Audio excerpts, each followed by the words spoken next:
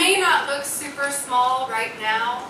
When I was younger, before my butt grew in, I was actually quite small, and so I therefore developed the Napoleon complex pretty early.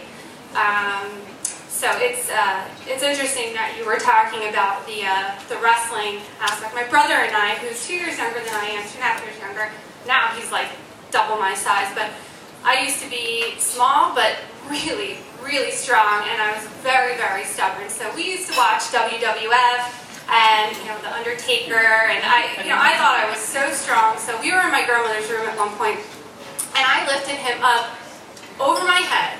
I mean, I'm what was I, Dad, like 8 years old? And I'm lifting my little brother over my head, and I'm like, whoa, because I'm standing on a bed, right? And I jammed him in between the bed and the dresser, and he hit his head on every single rung on the way down.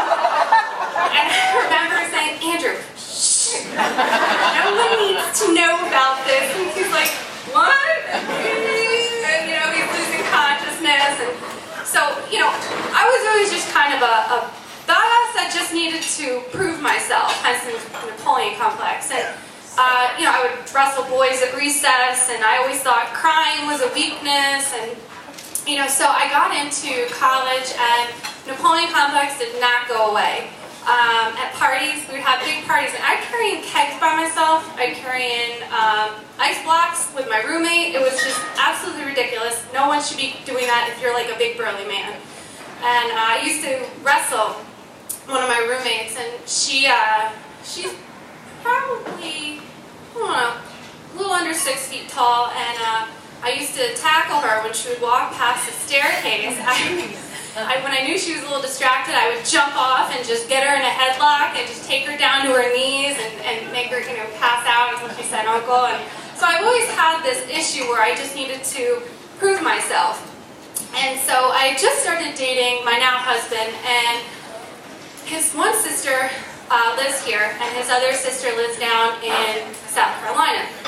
So I said, well, let's go visit your sister. I've never met her. It'd be a lot of fun. So they have a lake house. And so it was beautiful, right in the middle of the summer.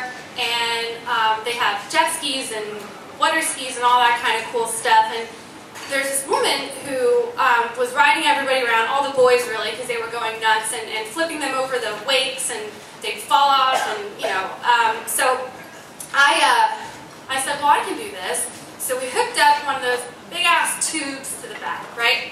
And she's driving me around for a good 20 minutes, and I just wouldn't let go, because I knew it was going to really fucking hurt if you fall on that water, because you're going like 20 miles an hour, so it's like hitting pavement, So I just didn't want to let go. I thought she'd eventually stop. She really just wanted me to fall off and hurt myself to prove I could. She probably had a Napoleon complex. And so I'm holding on, and she whips me around, and I go flying off. And I think it sounded something like, I'm pretty sure it didn't make a noise, but in my head that's what it sounded like.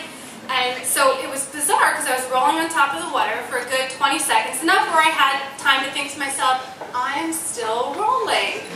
And so she said, oh, have you had enough? And I said, never! So I got back on the tube, and she hooks it up to the back, and she starts going so fast. And I knew she really wanted to get me again. So I see this big-ass boat coming by with this enormous wake, and she cuts around and goes over the wake and creates like a double wake, right? So I could see myself, it was like slow motion, those instances in your life where you know something's really going to hurt, and it kind of goes in slow motion so you really feel that pain. And so I go up in the air, and I'm like, no!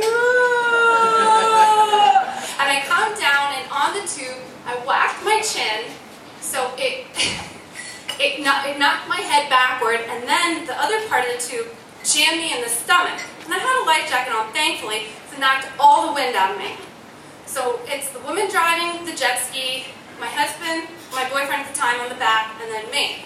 So I'm laying in the water, and I can't breathe. I'm face down, I'm floating a little something like this. And I can hear him out of the water, and he's saying, oh my God, Blair, are you okay? Oh my God, say something, do something, move, anything, pick your head up. And I could hear him, but there was absolutely nothing that I could do. does what he likes to call, he Hasselhoffs me. So he dives off, he swims over, he hooks me over his shoulder and starts swimming backward and brings me onto the jet ski. And I couldn't breathe, and I had a burn mark all the way up here from the, right? It's my own stupidity. Napoleon complex has continually gotten my ass kicked over and over, and I know it's going to continue to happen.